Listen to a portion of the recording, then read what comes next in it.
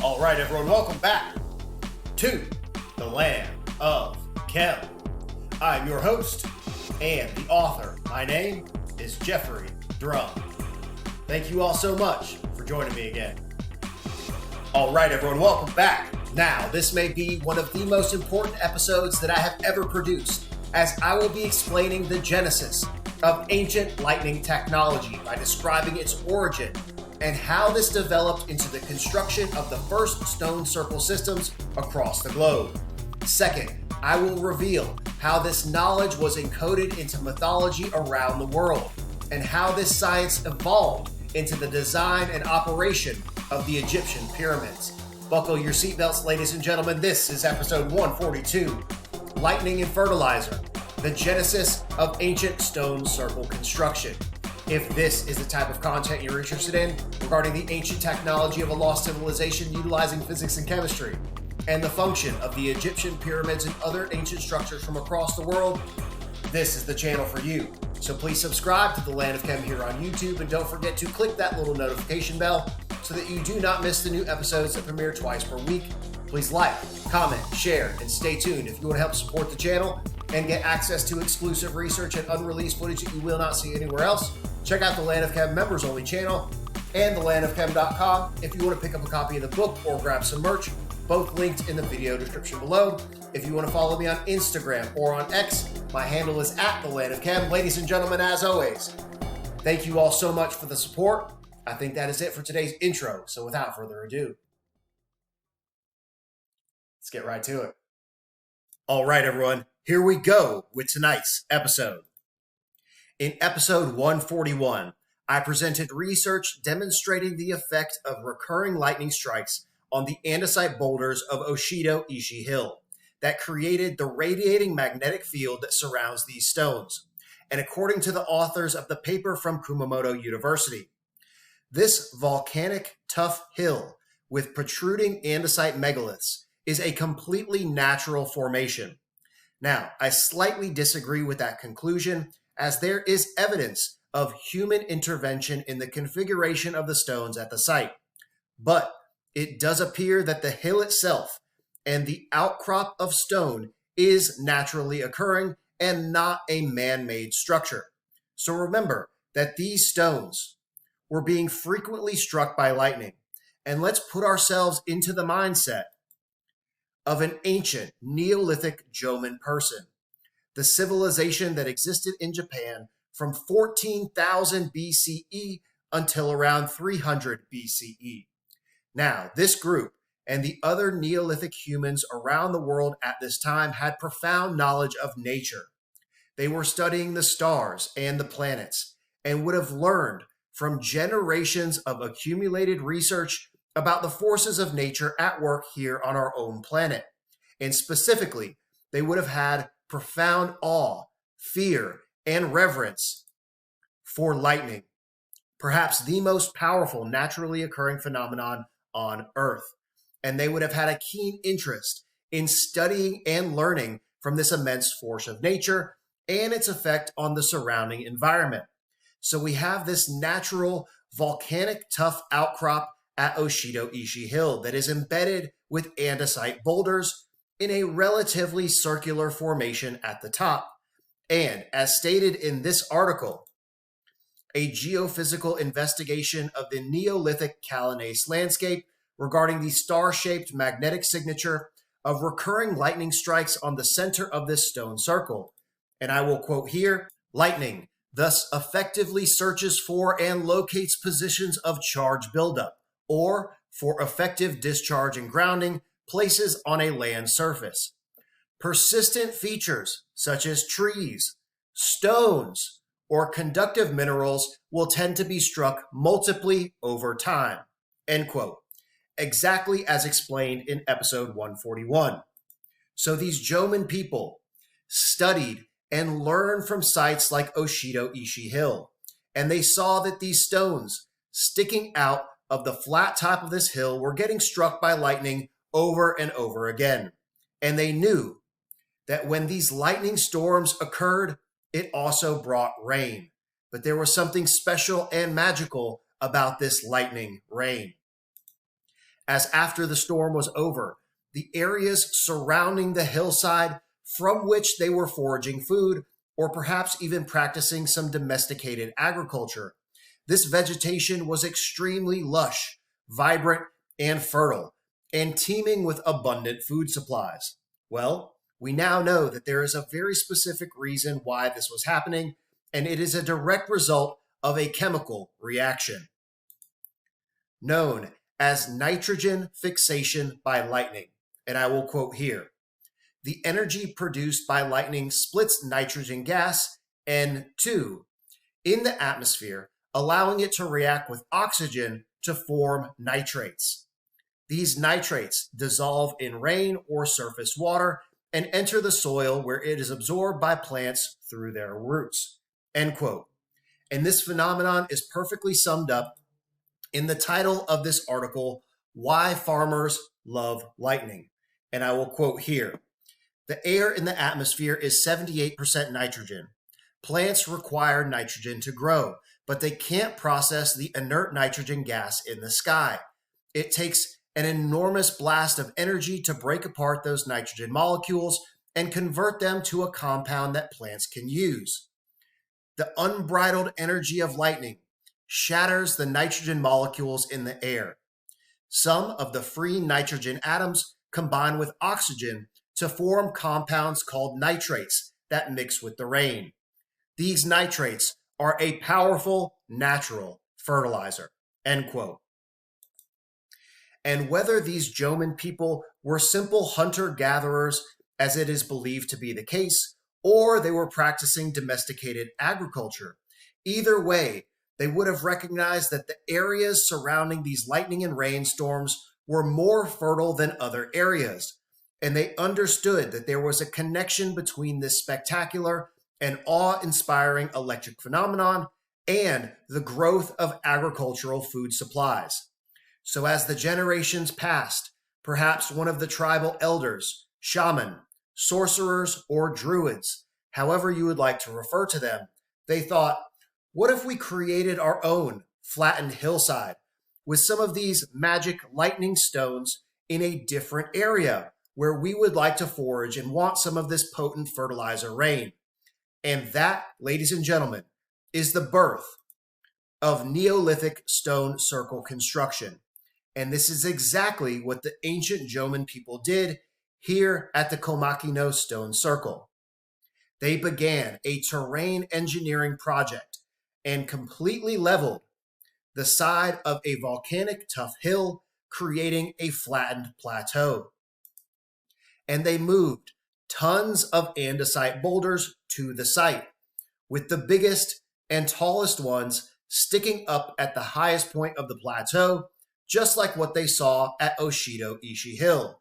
And abracadabra, the stone circle brought lightning, rain, and atmospheric fertilizers to a new area that would be primed for development of lush and abundant agriculture. And I'll put in a clip now from Sunday Site Visit 75 so you can see exactly how they did it. Okay, and here is a very, very cool illustration and demonstration of the artificial creation of this plateau. So they had the mountain like this, and they removed all of this material to create an artificially leveled plateau. So it starts like this. They excavated and removed all of this material, moved it over here to create this flat surface upon which the stone circle was built. So this is direct terrain engineering that created this. And you see the stone circle at the top. This whole thing was flattened.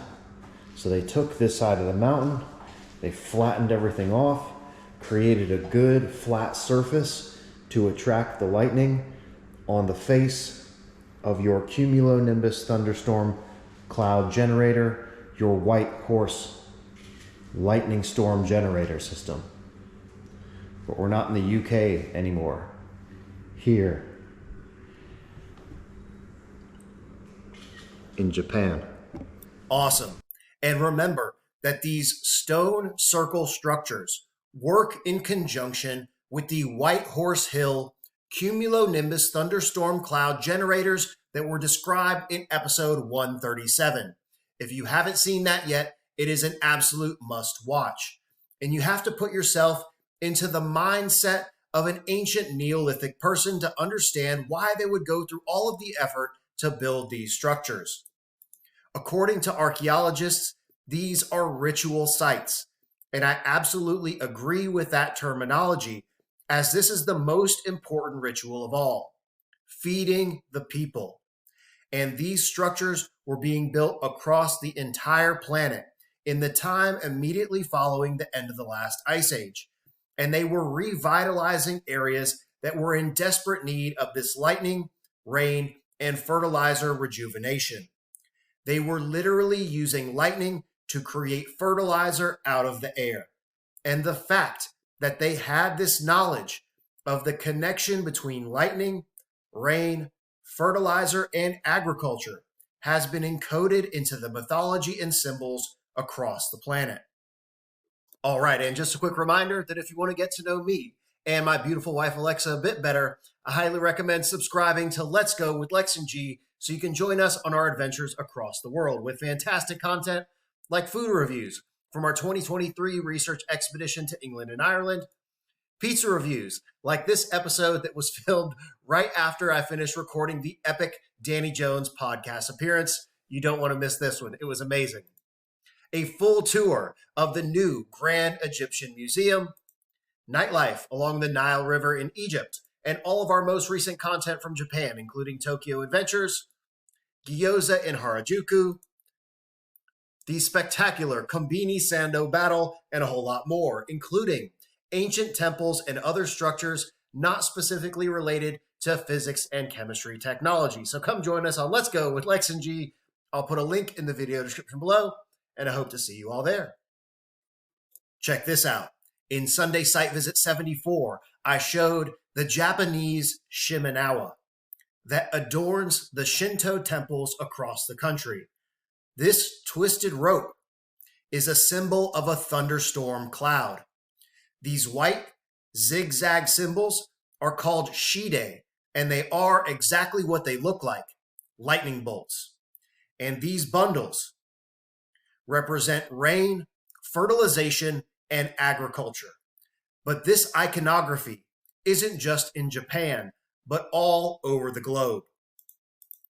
Here we have Tlaloc, the Aztec god of rain, water, fertility, and lightning. And I will quote here, Tlaloc was often depicted with a lightning bolt held in one hand and an effigy vessel in the other hand from which he poured water. He was also associated with caves, springs, and mountains, and was believed to reside on the sacred mountain Cerro Tlaloc. And then Baal, the Canaanite Phoenician god of fertility, rain, and storms. Baal was also known as Hadad, the god of fertility, rain, and storms, being associated with lightning, wind, and fertility. And back to Japan, we have Susanoo, is a complex and multifaceted god of sea and storms, and is also associated with agriculture and love. Susanoo is being attributed to giving the gift of agriculture to humanity.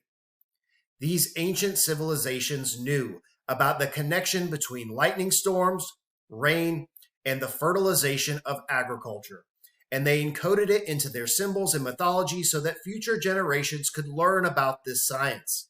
And we have a profound example demonstrating this fact that was revealed in Members Only Episode 6, explaining the function of the Avebury Stone Circle Serpent Temple Complex. And if you aren't a member yet, I highly recommend getting a subscription so you don't miss out on this exclusive research content and tons of unreleased site visit footage link in the video description below. And I explain the descent of the serpent god Kukulkan upon the pyramid of Chichen Itza during the spring equinox, and how this plumed serpent, or as they would call it in Japan, a dragon, is an ancient esoteric symbol for lightning. And the descent of this lightning deity upon the pyramid marked the beginning of their agricultural season. And I will quote here, "For the Maya, the March equinox is an important marker of the transition time between the wet season and the dry season. The equinox indicates the time to observe a new beginning in the agricultural cycle when the rains come." The equinox celebration at the Temple of Kukulkan connects this astronomical knowledge and agricultural practices with mythology. Kukulkan is one of the Maya creator gods who is usually depicted as part snake and part bird. Folklore tells us that on the equinox, Kukulkan descends from the sky to the earth, bringing with him the energy of the sun and the gift of water for planting. It is as though the feathered snake is an umbilical cord that provides nourishment to the land, and its vibration energizes the earth, preparing it for new growth. End quote. This is a brilliant depiction of lightning and atmospheric nitrate fertilization, and it also suggests a phenomenon known as electroculture, another topic that has been proposed and discussed on the members only channel in connection with stone circle systems. So these ancient civilizations studied the revered and powerful forces of nature at work during these lightning storms at sites like Oshido Ishi Hill, and they learned that they could replicate this natural configuration of flattened bedrock hills and stone boulders to attract lightning to specific areas for the fertilization of agricultural land, whether it be for hunter-gatherer foraging activities or the dawn of domesticated agriculture, as indicated in the mythology of Susanoo bringing the gift of agriculture to humanity, that we see at the tail end of the Jomon period. And this ancient lightning and chemistry reaction technology, proverbially speaking, capturing lightning in a bottle and utilizing that power to create chemical reactions to produce fertilizer, gradually developed over thousands of years into the physics and chemistry technology that was implemented into the design and operation of the Egyptian pyramids. Now, it has all come full circle, and I hope you can see why this Japan research expedition has been absolutely critical part of the story, because now you can see where it all began, the birthplace of ancient lightning and chemistry technology. And this Sunday, you will get to see it up close in person. Sunday Site Visit 87 from Oshido Ishi Hill. All right, everyone, that is it for today's video. This was episode 142, Lightning and Fertilizer, the genesis of stone circle construction. I really hope you enjoyed today's video, and in the next episode in the series, we have reached the finale of the 2024 Japan Research Expedition with Sunday Site Visit 87 from Oshido Ishi Hill. This is an episode you do not want to miss, so if you haven't already, please subscribe to the Land of Chem here on YouTube. Click that little notification bell, like, comment, and stay tuned. If you want to help support the channel, check out the Land of Chem members only channel for exclusive research and unreleased footage, and thelandofchem.com if you want to pick up a copy of the book or grab some merch, both linked in the video description below. If you want to follow me on Instagram or on X, my handle is @thelandofchem. Ladies and gentlemen, as always, thank you all so much for the support. I think that is it for today's episode, so I will see you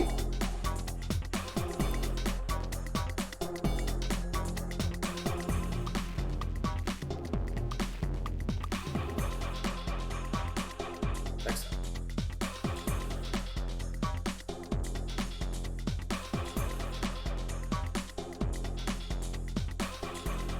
Yo, are you still watching this? Please subscribe to the Land of Chem here on YouTube and click that little notification button. New videos coming out every single week. and check out this other episode. Come on, do it. Do it now.